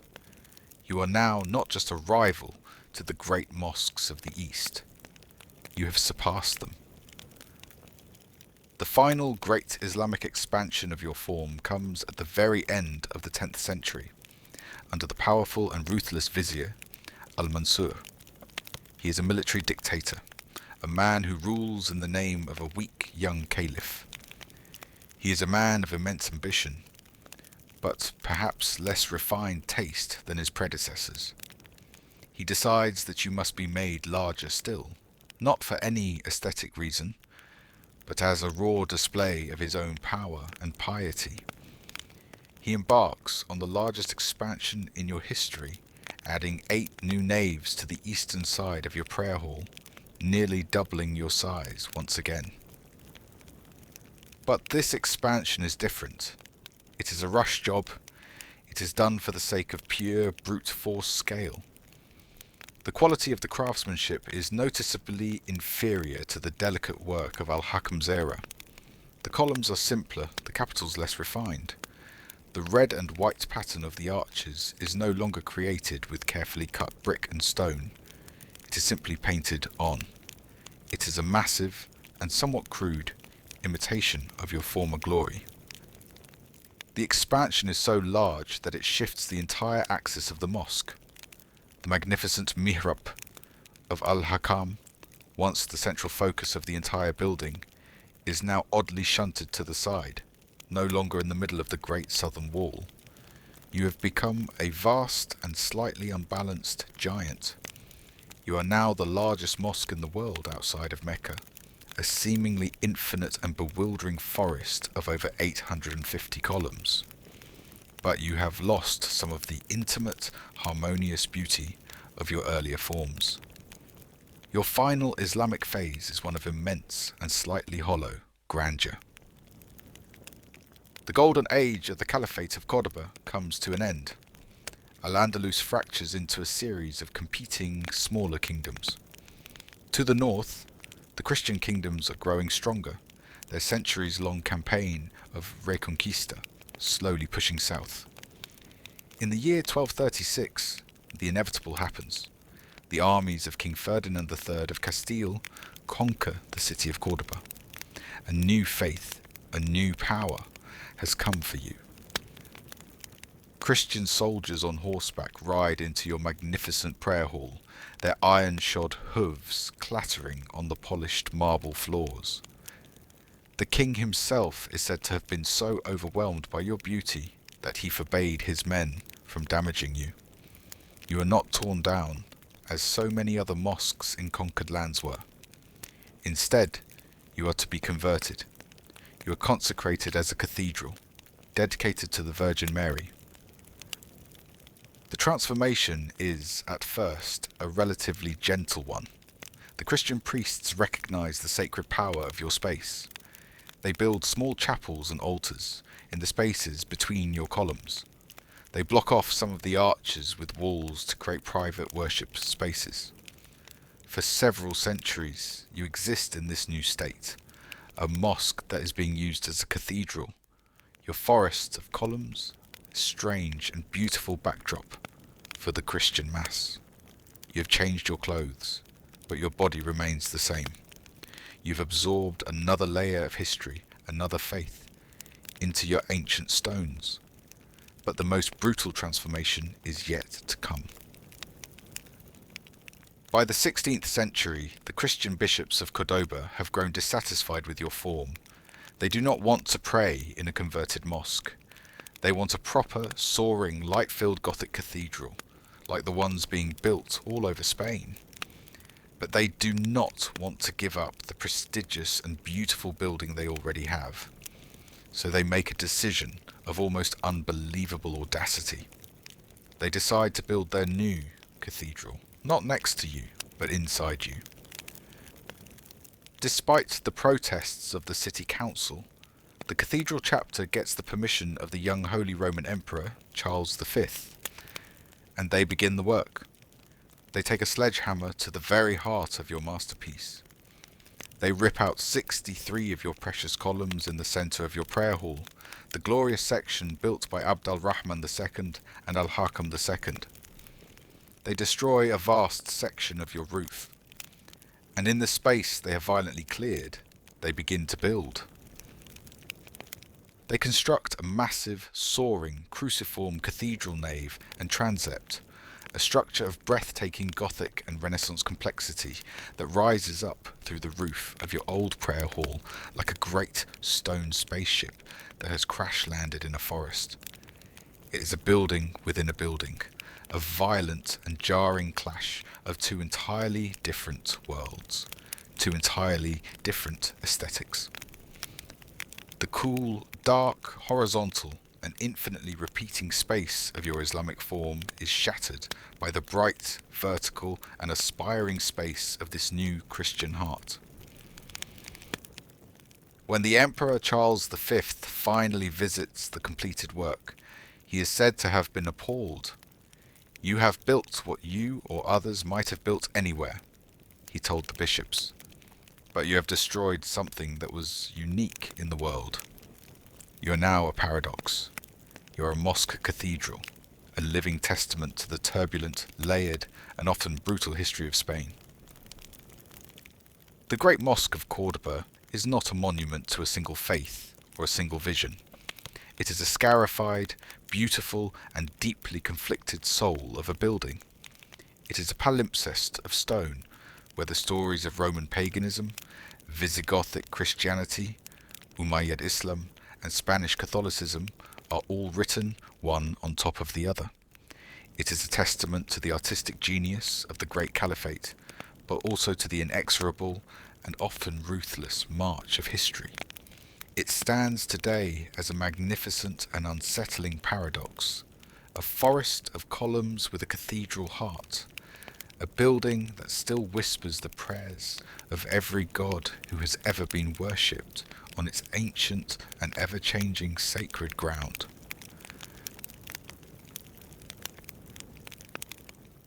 When we imagine a Shinto shrine in ancient Japan, we probably picture a place of serene beauty and quiet contemplation. We see a priest in elegant robes, a calm figure in a perfectly ordered world. But the brutal reality is that the life of a village priest, a kanushi, was one of immense, terrifying responsibility. He was the spiritual technician for his community, and if he performed a ritual incorrectly, if he mispronounced a single word in a prayer, the entire village believed it could result in famine, plague, or drought. Forget a bad day at the office. This was a bad day that could literally doom everyone you know. The year is 950 AD, during Japan's Heian period. You are about to become the priest of a small village shrine. You are the intermediary between the worlds of the seen and the unseen, and you're about to discover that maintaining that delicate balance is the most important and most stressful job in the world. Your day begins not with a grand ceremony, but with the familiar ache in your back and the feel of damp earth on your bare feet. You are a kanushi, a priest, but that is not your job title. It is your nature, your hereditary duty. Your actual job, the one that puts food in your belly and calluses on your hands, is farming. You are a rice farmer, just like every other man in your small village. You live in a simple wooden house with a thatched roof. You worry about your children, and you feel the same anxiety as everyone else when you look at a cloudless sky. But you are different, because at the edge of the village, nestled in a grove of ancient towering cedar trees, is your other responsibility, the shrine. It is not a grand, ornate temple. It is a small, exquisitely simple building of unpainted cypress wood, raised on posts, its thatched roof mirroring the style of the ancient rice granaries. This is the dwelling place of your village's kami, the local god, the spirit of the mountain that looms over your valley. He is not a distant, abstract deity. He is a tangible presence. He is the mountain. He is the wind that rushes down its slopes, the water that flows from its springs into your rice paddies, the very soil in which you grow your food. He is your landlord, your guardian, and your greatest fear. Your daily duties at the shrine are simple, rhythmic, and meditative. You rise before the sun, put on a clean, simple white robe, and walk the path to the sacred grove. The air here is always cooler, hushed. Your first task is to sweep the grounds with a bamboo broom. This is not just cleaning. It is an act of purification, sweeping away the dust and disorder of the human world to create a clean space for the kami. You replace the daily offerings of water and salt. You tend to the great ancient tree that stands behind the shrine, its trunk wrapped in a sacred rope of rice straw called a shimenawa. This tree is the shinboku, the god body, a natural object where the kami's presence is strongest. Underneath this peaceful routine lies a constant low-level anxiety. Your life is governed by a profound awareness of the unseen world and the ever-present danger of kegare, spiritual pollution. Kegare is the opposite of purity. It is the taint of death, disease, childbirth, blood, and even negative emotions. It is a spiritual grime that offends the kami and throws the world out of balance. A villager who has been in contact with a dead body cannot enter the shrine. A woman during her monthly cycle must stay away. It is your job as the kanushi to be the purest member of the community, the one person clean enough to safely approach the divine. You are the village's spiritual lightning rod, and you live in constant fear of a storm. For weeks, the sun has been a merciless white-hot eye in a perpetually blue sky. The early summer rains, which should have come to swell the young rice shoots, have failed to arrive. A deep anxiety has begun to creep through the village, as silent and pervasive as the heat. The lush green of the rice paddies is fading to a sickly yellow. The earth, which should be a soft, life-giving mud, is beginning to harden and crack like old pottery. Every day, the villagers look to the sky, and then they look to you. In their world and in yours, this is not a meteorological event. It is a spiritual crisis. A drought is a sign of displeasure. The kami of the mountain is unhappy. The natural harmony, the delicate balance between the world of humans and the world of the gods has been broken. Perhaps someone has brought pollution into the sacred grove. Perhaps a vital ritual was performed incorrectly. Perhaps the offerings have been insufficient. The reason is unknown, but the result is clear. The kami is withholding its life-giving water. One evening, the village elders come to your home. They sit on the polished floor of your main room, their faces etched with the deep lines of worry. They do not need to say much. Their presence is a formal request, a heavy burden they are now placing squarely on your shoulders. A special ceremony must be held. A grand offering must be made. You, as the Kanushi, must formally apologize to the Kami for whatever transgression the village has committed and beseech it to grant the gift of rain.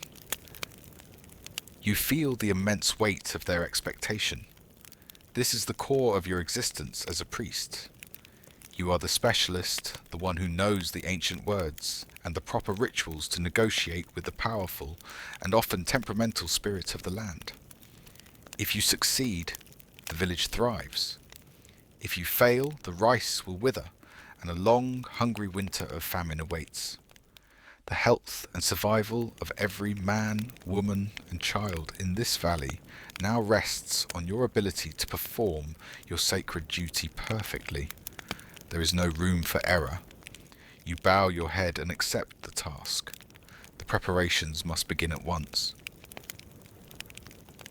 Before you can dare to approach the Kami, you must first make yourself a worthy vessel. You cannot enter the realm of the divine carrying the spiritual dirt of the human world.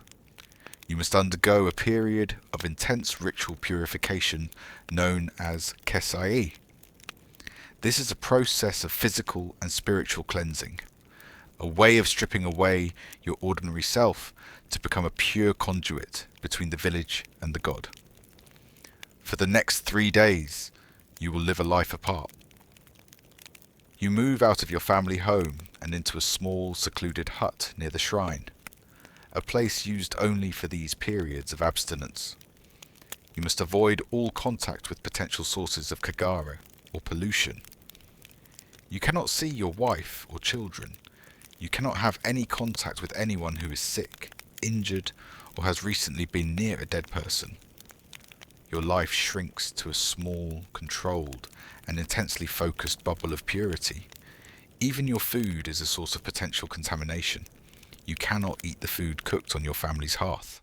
Instead, you must use a separate sacred fire, the beka, to cook your meals.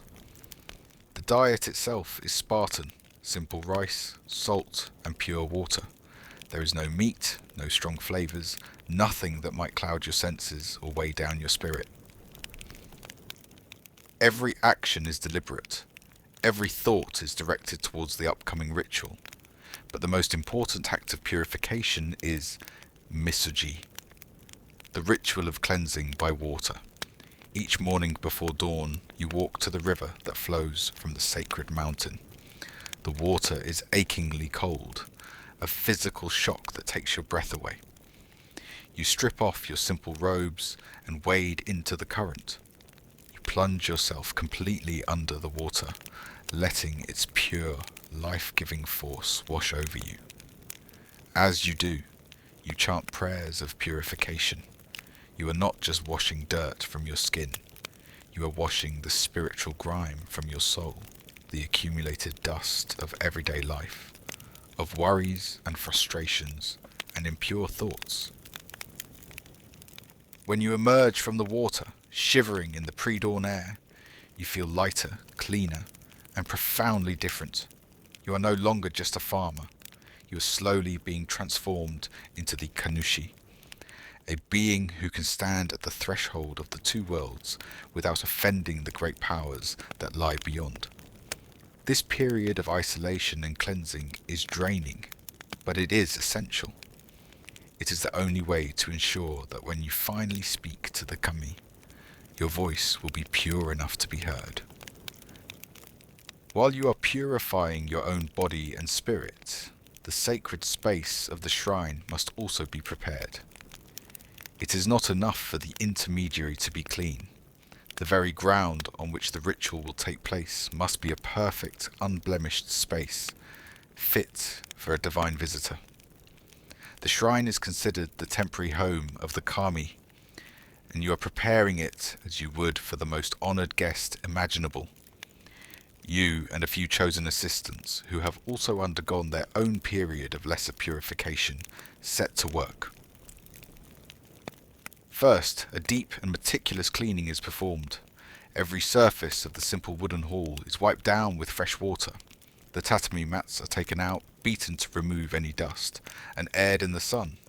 The grounds around the shrine, which you sweep daily, are swept again, with an even greater level of care. Not a single fallen leaf or stray twig is left to mar the raked gravel. This is not mundane housekeeping. Every sweep of the broom, every wipe of the cloth, is a ritual act, a physical manifestation of the removal of impurity. Next, you must clearly redefine the boundary between the sacred and the profane. You and your assistants prepare new shimanawa, the thick, sacred ropes of twisted rice straw. You hang these at the entrance of the shrine, across the torii gate, and around the sacred tree. From the ropes, you hang small, folded paper streamers called shide, which zigzag like lightning bolts. These are not mere decorations. They are powerful spiritual barriers, a clear sign to any stray negative influences or impure spirits that this ground is consecrated and they are not welcome. Inside the inner sanctum of the shrine, a place so sacred only you are ever allowed to enter, you perform the most delicate task. Here, behind a silk curtain, rests the Shinto, the god body. It is not an idol or a statue. In your shrine, it is a simple, polished bronze mirror, an object ancient beyond memory.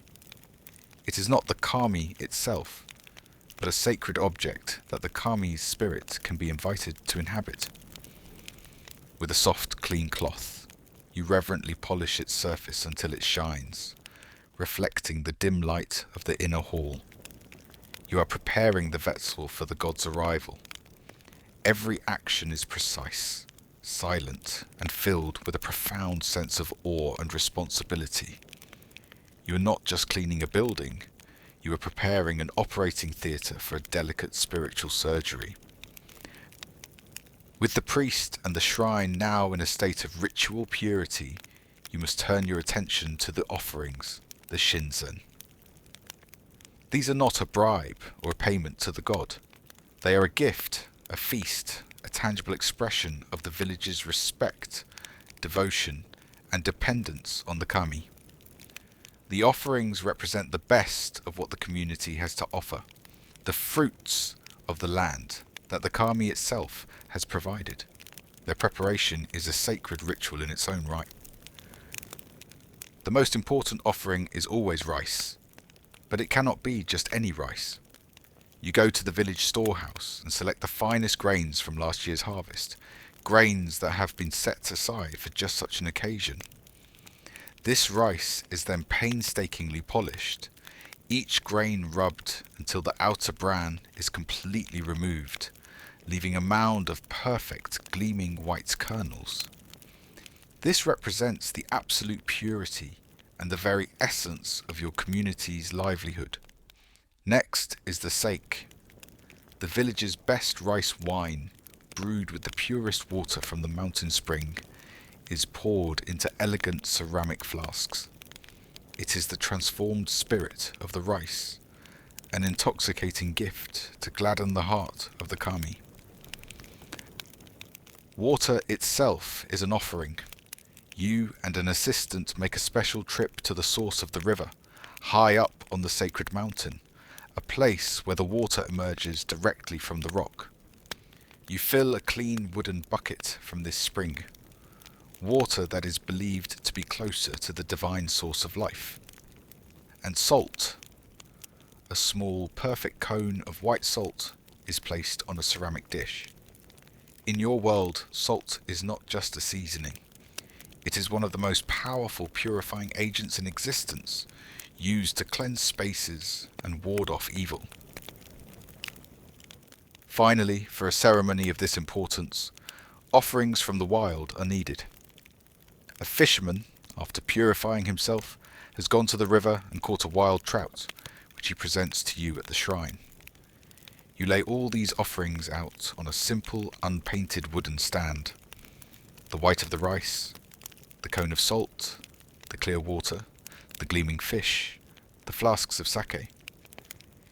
Each item is arranged with perfect minimalist precision. It is a humble feast, but every single part of it is the absolute best that your village can produce. It is a gift of pure gratitude, a meal you are about to share with your unseen but ever-present God. The day of the ceremony arrives. The sun is, once again, blazing in a mercilessly clear sky. The entire village has gathered. They have all washed and put on their finest, cleanest clothes. They are not allowed into the shrine building itself, but they fill the courtyard. Their faces a mixture of hope and fear. They stand in silence.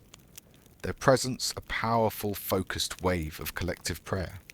You emerge from the purification hut, no longer a farmer, but a figure from another world. You are dressed in your ceremonial robes, trousers of white silk, and a pure white overcoat called a ho. On your head is a tall black lacquered cap.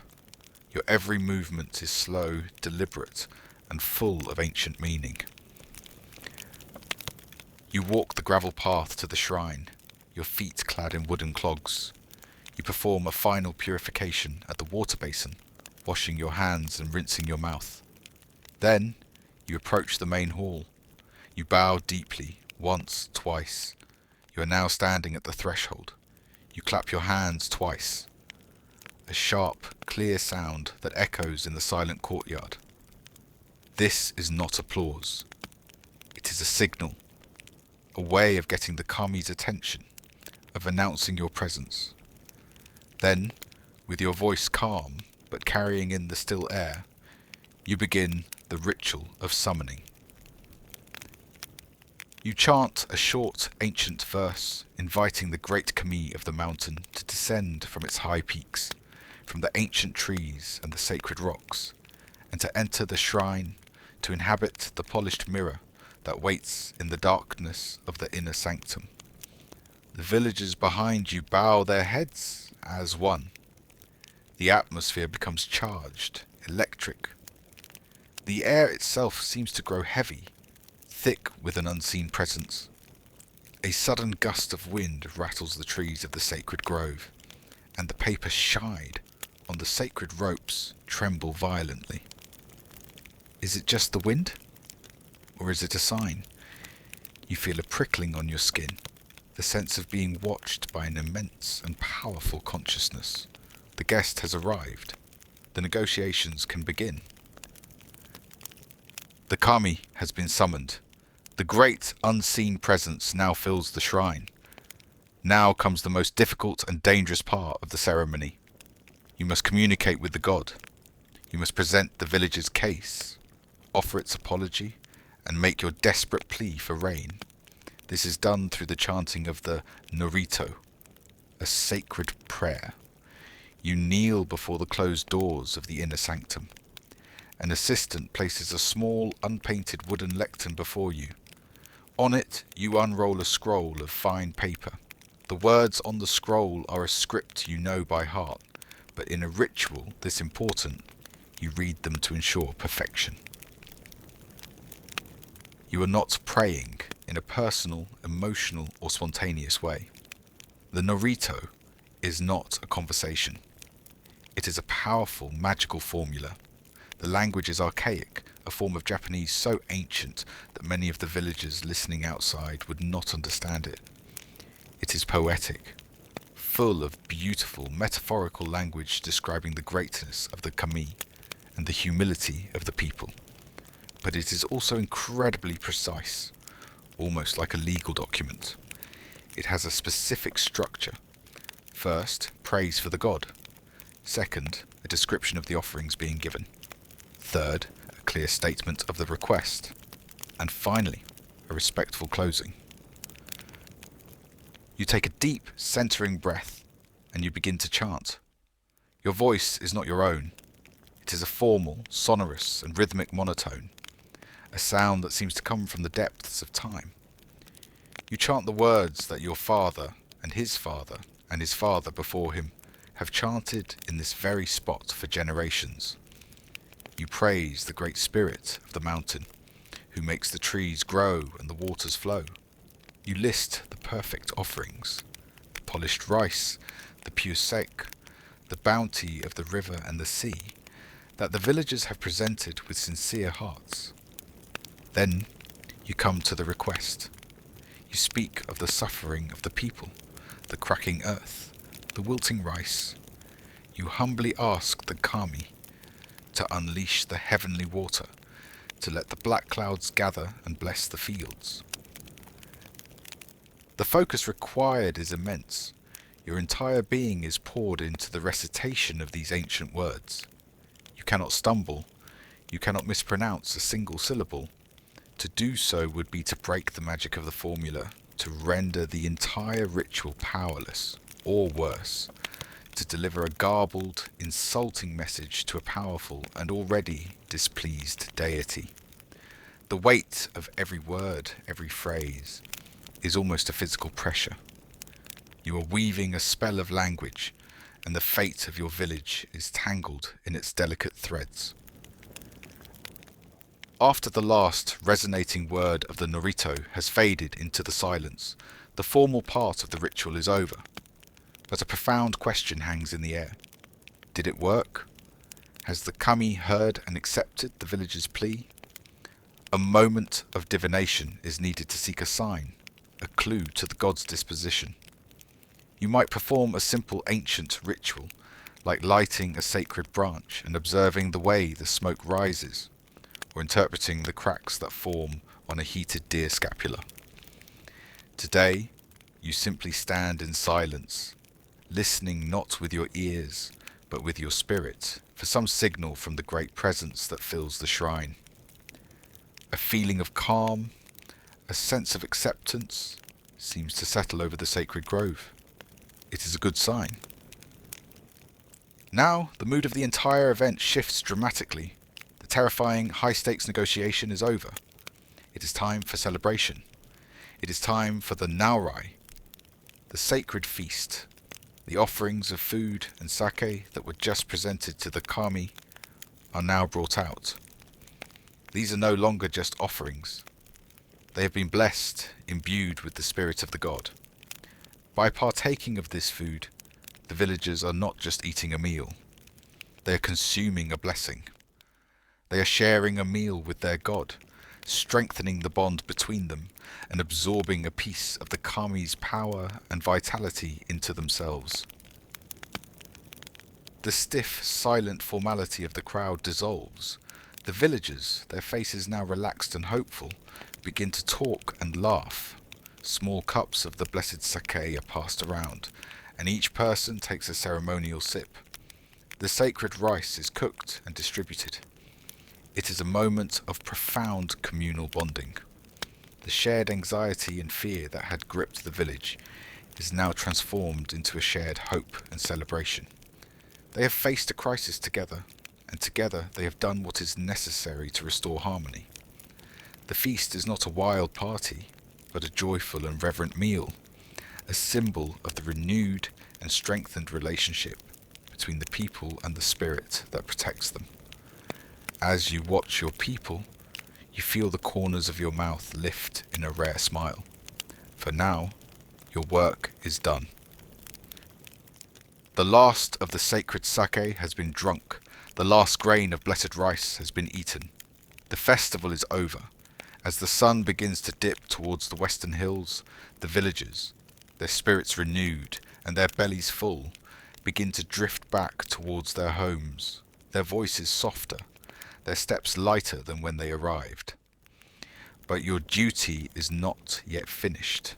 You must see your divine guest off properly. Just as you performed a ritual to summon the kami, you must now perform one to thank it for its presence, and respectfully ask it to return to its home on the mountain peak. You return to the now empty shrine hall. The charged atmosphere has dissipated, replaced by a deep and peaceful stillness. You kneel once more before the inner sanctum and chant a final, brief prayer of gratitude. You are an attentive host, thanking your guest for their visit and wishing them a safe journey home. You clap twice more. a final signal to mark the end of the ceremony. Then, you and your assistants begin the quiet, methodical work of cleaning the shrine, removing the offering stands, and returning everything to its normal state of quiet readiness. Finally, you return to your own home. You take off the stiff ceremonial robes and put on the simple clothes of a farmer. You can now rejoin your family. You can eat from their hearth. You are no longer the pure, otherworldly Kanushi. You are a husband, a father, a man of the village once more. But as you sit down to your evening meal, you feel the weight of your community's eyes upon you. You have performed the ritual. You have spoken the ancient words. You have done everything in your power. And now, there is nothing left to do but wait. The next day, you are back in your fields, your hands in the dry, cracking earth. You look up at the sky. It is still a vast, empty, brilliant blue. There are no clouds. A flicker of doubt, cold and sharp, runs through you. Did you do it right? Was your heart pure enough? Were the offerings sufficient? This is the final, brutal reality of your role. There is no instant confirmation, no divine message. Your success or failure will not be known for days, perhaps weeks. It will be written in the sky. The entire village is waiting with you, watching, hoping. You are the bridge to the gods, and you can only pray that the bridge you have built is strong enough to carry your people's future.